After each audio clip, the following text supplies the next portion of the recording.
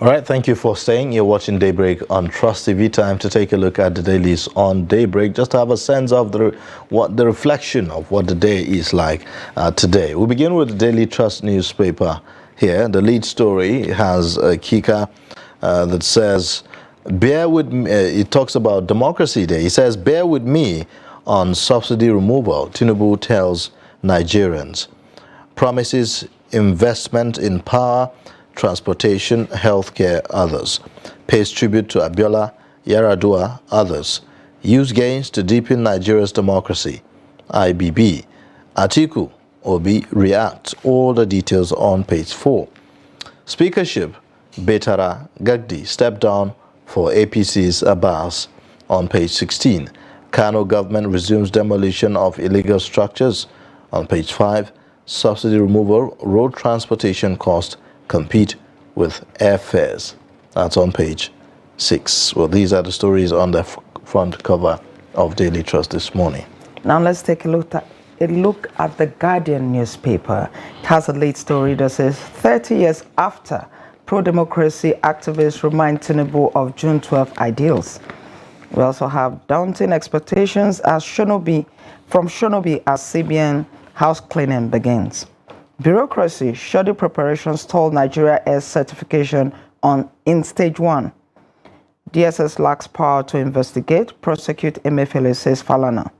And just beneath the masthead, we have 60 years after reality of United Africa hampered by xenophobia, says report. June 12, Tinubu admirers and critics. We also have Nigeria's democracy imperfect but has scored gains. This is according to the EU. These are the major stories on the Guardian newspaper for today. All right.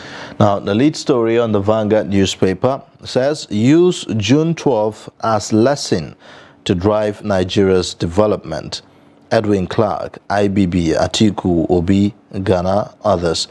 You also have don't take democracy for granted, Tinubu warns. Another story there, he says, economic uncertainties, insecurity drive up life insurance. You have also other stories there. Failed transactions. Banks, others trade blames as customers' agony persists. Fuel subsidy. School owners groan. Seek government's assistance. These are the major stories on the Vanguard cover page today. Over now to the Nation newspaper.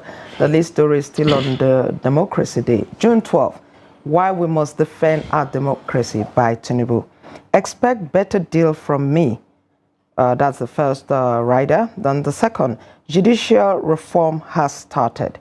Abiola's sacrifice should not be in vain. That is the third rider to the story. And above that, we have Shatima's last-minute push swings support for Akpabio Abbas. And the rider says, Betara Gagdi quit race. We have 72 senators elect with us. Yaris Group hopeful. And above the masthead, Emefiele's exit and the fireworks before suspension. We also have Why My Nigeria Air Story by ex-minister Sirika. These are the major stories on the Nation newspaper for today. All right. On the Daily Sun newspaper this morning, well, it's filled with sponsored post there, but you have the lead story that talks about the president asking Nigerians. He says, we must bear pains of fuel subsidy removal. That's according to the president. Pledges to govern with fairness, respect for rule of law, democracy in bondage in Nigeria, ex-VP. Gains have not been exploited by leaders, says former military president. You have also fireworks over Emefiele's suspension, NAS leadership. Beware of bad advisors. Southwest Group warns Tinubu. So these are the major stories on the Daily Sun today. Now let's take a look at Tribune. Tribune also has, a sponsored advert. So it just has two stories on the front page. The first one, your sacrifice shall not be in vain, Tinubu tells Nigerians in first broadcast. Race for speakership, Betara Gagde step down for Abbas Kalu. Those are the stories on the Tribune for today. On the Punch newspaper, the lead story, it says, Democracy Day, Tinubu hails MKO Abiola promises to ease subsidy removal pains. DSS seizes Emefiele's passport, plans home office search. You have presidency backs Christian Senate President Betara Gagdi step down. Over $56 billion lost to oil theft subsidy. That's according to advisory panel. You have advertorial there too, but these are the major stories anyways in our papers this morning. We'll just take more perspectives to this. It's a democracy day, so expectedly all the conversation and all the lead stories is around the president's speech. So we'll be taking a look at President Bola Tinubu's speech on this special occasion, Democracy Day. We have in the studio our guest, Dr. Larry Oluwani. He is a public affairs analyst who will be talking to us about this day. Thank you so much for joining us on Daybreak, Dr. Larry. Thank you very much. Thank you for having me. Yeah. Happy Democracy Day. Yeah, same here. Same here. Well, let's talk about some of the issues. Maybe some takeaways from the president's speech. He talked quite a lot. He likened the June 12th day and, post June 12th and all the struggles that followed to the nationalist movement that led to Nigeria's independence back in 1960. What's your feeling about this day, really, looking back at how far we've come? Thank you for having me. Yeah, I must be sincere to you and to Nigerians that the message met my own aspiration. And you can ask me why. It seemed like many of us, especially many of people in this generation, they don't really understand what June 12 stands for. I must be sincere with you. It took its time to analyze and to allow the upcoming generation to understand where we are coming from and where we are and what led to this today that is called June 12 as a Democracy Day. Why am I saying that is that you can recollect that after 2023 election, a lot of people were shouting, clamoring for interim government. A lot of them were saying, we want military to come back. It's as a result that they have removed history from our curriculum, and people could not understand the sacrifice that the elders that are ahead of us have made towards for us to have a democracy. And we all know that the imperfect democracy is more okay than a perfect military regime. So it's a good direction. It took its time to analyze, to let them know the role of MKO Abiola, the role of the late Shehu Yaradua, and many others like him as well. Pioneer Oro, Professor Wole Soyinka, Chief Gani Fawoyimi, a lot of Nigerians that are at the forefront so that we can have a democracy. So I think I'm really, really happy. I'm really, really okay with that, because when you don't tell our story, people will tell our story for us. And there is a possibility they give our upcoming generation a deductive view about what June 12 is all about. But Dr. Oluwani, the president said, took us through history, like you said, so that people will understand how we got to this place. But have we really learned anything? Because even yesterday, in the statement by the former military head of state, the former military president, General Ibrahim Babangida, who annulled the June 12 election, he himself said that Nigerians have not learned anything from that episode or incident, as it were, and that because that election was adjudged the freest and fairest and all of that, he said that politicians over the years have not carried that lessons with them. Yeah, it's absolutely correct. I must say the truth, but I won't go deep into that. You know why?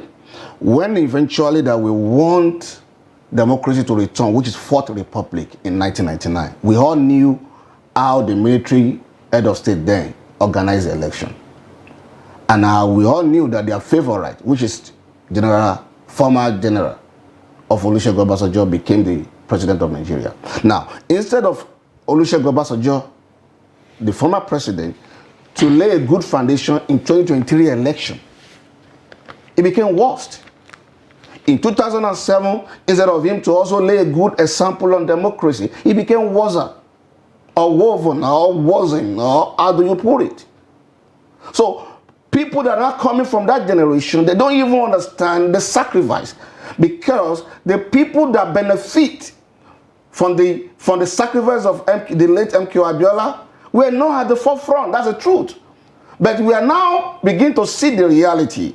Check President Muhammadu Buhari's speech on June 12 last 4 years, compare with Asiwaju Bola Ahmed Tinubu's speech today.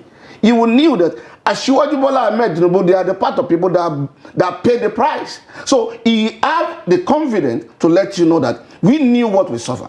If you like the joy, if you cannot enjoy the joy of your defeat, don't come and say you want to celebrate when you win, because that's the spirit of democracy. Okay.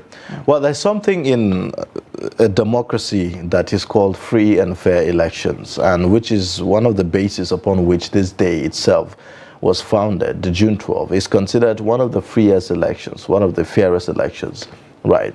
Now, if you look at the just concluded elections of 2023 and all that we have seen in that elections and observations made by international observers and civil society groups and the rest of them, can you really liken this election to the June 12 election? I will not liken this election to the June 12 election. That's the truth. But let's be realistic to ourselves. 2023 election, we improve in our electoral system. I cannot say we are perfect.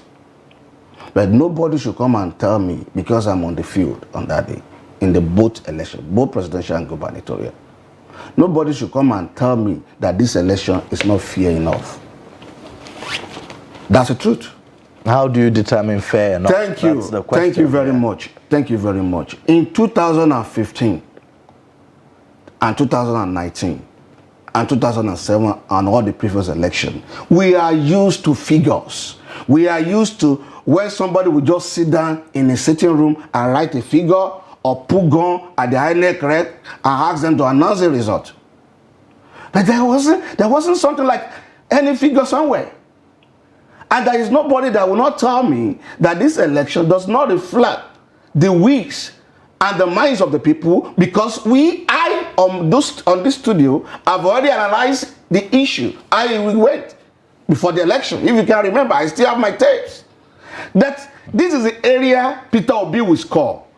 This is the area Atiku will score. And this is the area Tinubu with it. And I could remember, I was in this studio a day before that election. Daily Trust picked it and they said the election is too close to call. You know, one of the elements of a free and fair election is transparency, which is one of the major areas that many people feel, observers and the rest, feel that the electoral umpire has failed in that regard. So prior to the election, there was this talk about, uploading results from the polling units to the IREV, which many Nigerians were really hopeful to see how that is going to play out. And people believed that this could enhance the, the credibility of the election, right? Thank you very much. But that didn't happen until today. You have people in the opposition who you could say, well, they are aggrieved because they lost the election, but then they do not trust the outcome of that election simply for the fact that it wasn't transparent as they expected. No, it was not transmitted as they expected, as INEC promised. And I've said it with that number. Before the election, the INEC people have exaggerated their capacity. The reason why I said that is that beavers is not meant to transmit immediately as you are voting.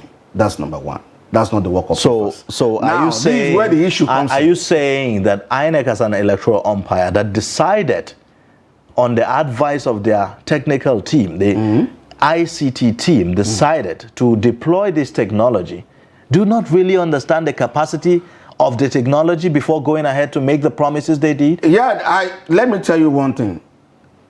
If you can remember, INEC make alluded to the fact that their server is being attacked several times when they're about to open. INEC never explained what happened really. No, There was never an official statement to say ABCD happened, and so for that we are not able to transmit this results from the polling unit. They simply said hitches. That was all. They said hitches. They didn't say our server is being attacked. INEC never said that. Maybe you do not follow the story. No, INEC never said that. No, let me remind you. Even the former Minister of Communication, Issa Pantami, make alluded to the fact that there are a lot of hackers in the country already that they are trying to hack into the server of the INEC. He didn't say INEC. No, he didn't say INEC. He said there were cyber attacks, but he didn't single out INEC. The thing is this, whether or not you want to admit it or not, the results were not uploaded as INEC. It's not uploaded, and don't forget, INEC have their own prerogative. That's right. According to the Electoral Act, to decide whether they can change the mode at any time for the safety of the election. That's fine, Doctor, and I'm sure that is why some persons who are not comfortable with the results are currently in court.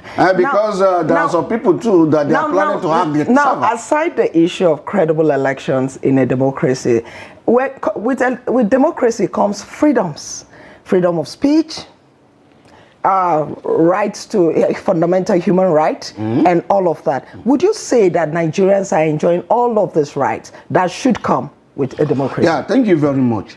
Yeah, at times we always like to quote all these things out of context. What do I mean? There is a freedom of speech, there is a freedom of association, there is a freedom of fair hearing. Are you getting? We have all these freedoms. There's more than 40 or 50 of them in international law. Now, but because you have a right to freedom of speech, does that mean that you should defame somebody's character? Because you have a freedom of association, does that mean you start associated with courteous society? No. Where we have an issue here is that I cannot say we are there yet, because as far as the international community is concerned, Nigeria is not yet attained to the country that observe and obey the international human rights. I won't deceive you. It's not the Nigeria majority of African countries, even as South Africans. We all knew that. Now, we are not attained that in international standards. Why haven't we?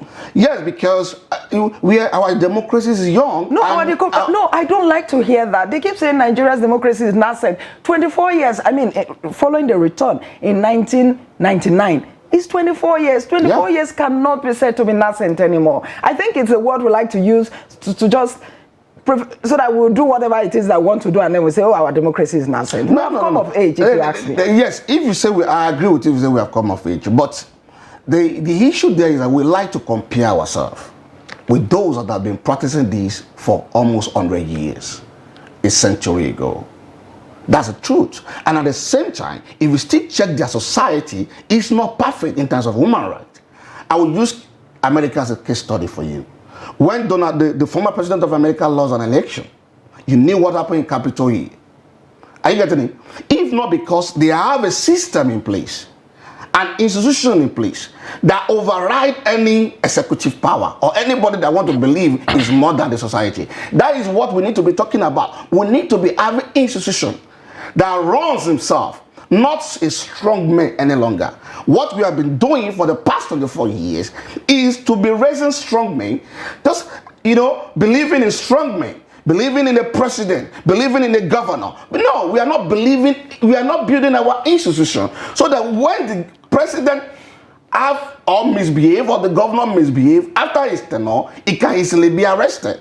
Okay. And it can fail the due process. So talking about raising institutions and building institutions and not individuals, do you think that is about to change anytime soon, going by the experiences we've had? So for instance, now the National Assembly, for instance, will be inaugurated tomorrow, and there's been this talk about the principal officers of the National Assembly and all the people that are aspiring, and then party is taking a consensus consensus position to decide who and the rest. And we all know that the essence of a National Assembly is for checks and balances. But it appears that the president now and the ruling party has so much power that it wants to even decide who becomes the Senate president. It wants to decide who becomes the Speaker of the House of Representatives.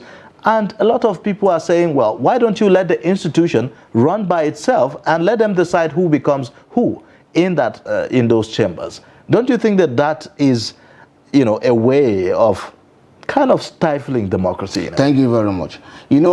I always enjoy people on different opinions in this country. But what we seem to realize is that party himself is an institution on his own. And party have a supremacy over any of its members. Because it's an institution. The people, the player here in this country, which is a politician, they have not come to realization that party himself has supremacy. Because when you need a ticket, you run to that party. When you want to bid for an election, you run to that party. And when it now comes to a situation whereby we have won election, we have a promise made to our people, and we feel among us that this is a person who would like to go and lead the contest. Okay, what if happened tomorrow, a PDP member stood up to contest for an election? Okay. Hold on. But Is it a bad thing? Party as an institution, agreed. But what is the essence of party? What is the essence of a political party? It's a vehicle, isn't it? It's a platform for which people can make their voices heard, for which people's representation can be carried on, isn't it? So if you have a political party deciding who becomes what in a chamber that is supposed to run as an independent institution of government, because the National Assembly, National Assembly as an institution is supposed to serve as the legislature that is the third tier of government. You seem like you don't understand what I'm saying. So if you have that institution and you have the executive dabbling in, and what we are saying is not just at the national level, even at the sub-national level, you have state governors now deciding who becomes the speaker, right? So if you have such playing out, do you really think that democracy will take its full course? No, you don't allow me to land. In the way you copy our democracy in America, the party, the Democrat, choose Ken McCarthy to lead the speaker, to lead the House. The vice president of America is a leader of the Senate. Do you know, now, I'm coming. Doctor, You don't allow me to Doctor, one of the problems, a major problem in Nigeria is lack of internal democracy within the parties. So what Ayuba is trying to say is that, yes, the party is there, is a vehicle and all of that, but what happens within the party? Will you call that democracy? Now, let me correct that notion that party is meant as a vehicle alone. It can be not alone. He didn't say it was alone. No, it is not, because that is what they have reduced Nigerian political party to. After the election, everybody believes it's not working. It's because they are not yet institutionalized. I've said it with time with that number. The responsibility of your party is to make policy. It's even to make sure that the promise made to Nigeria is being followed up through their executive and through their members. That's it. If you get to other country, you will see how the party are vibrant. Even during this time. Why? To ensure that what we told people is going to be implemented across the level. That's number one.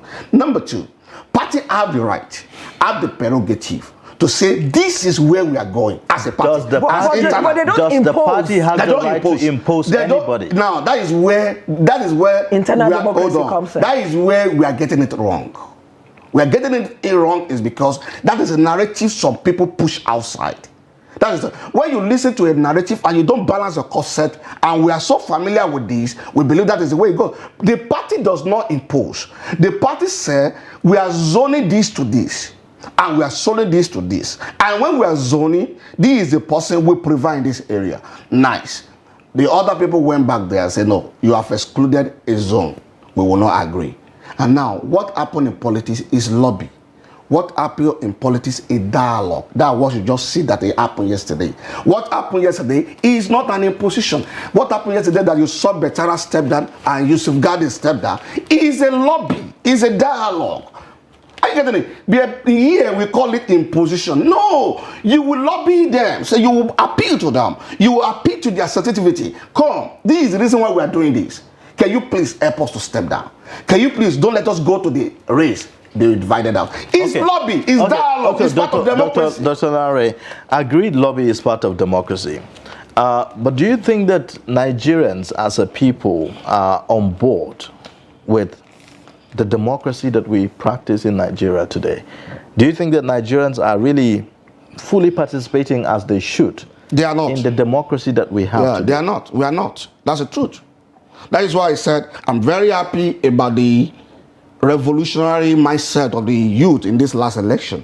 I'm very happy. I'm one of the happiest person because I keep saying this for more than 15 years ago. Because our youth are fond of watching football and entertainment. But now they have come to the realization that it is time to evolve. Now, the question now lies, did they even understand the concept of democracy? Did the player that are playing the democracy now, the politicians that are playing it, are they playing it in a way that the upcoming generation will be happy to associate with them? That's where the question lies. Because if the so-called people that are leading down, that are the front row now, are not showing a good example, that means we are not doing anything. Because this is a democracy where people just like to pocket the wealth of the nation for their own selfish interest. This is a situation whereby they want to make a law that will benefit the rich, and that's not democracy. Democracy is for you to serve the people. How can the people demand more and demand better? The dividends of democracy. How can they actually put government on check? In the context of Nigerian system, with what we have right now. In the context of Nigerian system, let me put it that way. How can Nigerian citizens demand more from their leader? Is number one, they have to have knowledge. That's the truth. Because one thing I've discovered in Nigerian system among the younger generation, they don't have understanding how democracy even works and runs. I was listening to a young boy yesterday that was analyzing to them, say, come, when you are doing this, ENSAS, when you are doing this election, you keep shouting, international community to come and help us. Any little thing, you take your placard to United States of America embassy. Is that the democracy? Come on. That's not the way to go. Because you don't even understand the fundamental of what makes a nation to run. Because every nation has its own sovereignty. Don't you think that for people to be calling on international organizations is an indication of how they do not have confidence on the systems that they are supposed to channel their grievances? And that is the reason why the other international community will know that you are naive about the system. You don't even understand the protocols. Because what is a protocol? There is no any nation that can interfere in the internal affairs of any nation.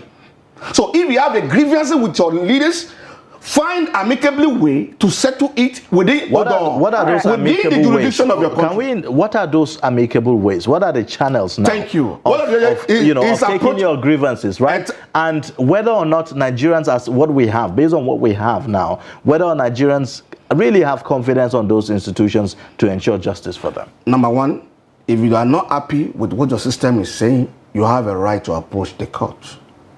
Number one. Number two, you have a right to associate with the civil society organization in a situation whereby they can summon a meeting across the nation of former leaders to intervene on this. But you left your former leaders, which they are also respected across the world, and you are shouting that America should come and help you. You don't understand the protocol. That's what I'm saying. I'm not saying making crack, but I'm telling you that they don't even understand the principle that guided a nation. Every nation has its own sovereignty. America cannot intervene in our own affairs. All right. Are you getting it? So we must find a way until we understand that this nation belongs to us. So if we have any issue, we approach it headlong through the judiciary, through other amicable means, arbitrary avenue, and dialogue. But when you don't have such that, immediately something happened today, you shout Why? What? All right, press Dr. conference? Luani, we're going to have another hour to discuss democracy today. Before you go, in the president's speech, and even talking about demands, like you said earlier, one of the issues on the minds of virtually every Nigeria is the subsidy removal. And the president actually spoke about it. He talked about the fact that Nigerians should sacrifice a little more for the development of the country, and he talked about some palliatives coming soon. Do you think that he also made promises? He said that money saved from this is going to be used in infrastructural development and all of that. Nigerians have had loads of promises before. Do you think this promise this morning will make any change? Yes, you are correct, because when our leaders keep making promises, and that's what led to NSAS protests, that you keep promising us, we don't see changes. We want change now. Without forgetting the fact that many of the things that they asked for, they had to take through policy process. That's one side. Now, we have a new president. Let's give him benefit of doubt. That's the truth. Because we cannot tired of having hope. We'll keep having, let's give him benefit of that. We cannot just like what the NSC and TUC want to go on strike. The former NSC leader, Franco Kori, said, no, this is a new government. We knew what we are passing through, but let's give him benefit of doubt. They have removed subsidy, no going back. It's not okay with our people. But the Nigerians that do not believe, don't you think that they have a reason? Because, I mean, they know where we are. We all know where we're coming from. We know what it has been in this country. We know that he's always promise. Exactly. That's why I agree with you. I totally agree with you. But if you don't listen to promise, okay, what do you want them to do as a citizen? There is nothing. Perhaps take action. Action. And to be sincere with us, the man has been taking a series of actions since he resumed power. He has been having meetings with the oil marketers, NSC, TUC, the stakeholders on this issue, and they have been talking about how can they solve this issue. The only thing I can say here is that these are the issues, the palliative issues supposed to have made available before President Muhammadu Buhari stepped down. That's the truth. He's supposed to have used 6 months to ensure that palliative is already ongoing. So by this June, you just remove the subsidy. But the president is unable to do that. We have to move forward. And the nation can no longer pay the salary of their workers. So what we just need to do is that they have removed subsidy one, they will be using one leg to be planning for solution. But it's not good. That's the truth. Palliative is supposed to come first before you remove the subsidy. Because we all knew that anything that goes up in Nigeria, it never comes. Perhaps that's why some people are having their grouse with the whole subsidy removal issue, because there's a near consensus, by Nigerians that yes, subsidy has to go. Yeah. But the point of divergence for many people is that how do you implement it? That's where a lot of people are disagreeing with the approach and saying that, look, you are putting the cart before the horse. Yeah. You are supposed to let, some of these arrangements be on ground before you eventually take off the subsidy. But now, the subsidy has already been removed. Nigerians, when they go to the filling station, they will buy the product, that's why I said that I cannot. But then there is nothing for them to fall back on. Exactly. But anyway, thank you so much. Let's leave it there. Thank you, Dr. Larry Oluwani, Public Affairs Commentator, for joining us on Daybreak and sharing your perspectives on this day today. Happy Democracy Day once again. Same to you. All right. Well, we'll take a short breather now, and then when we return, we'll take a look at other issues on the program. Join us again. When the situation where you find that they look at the same, not necessarily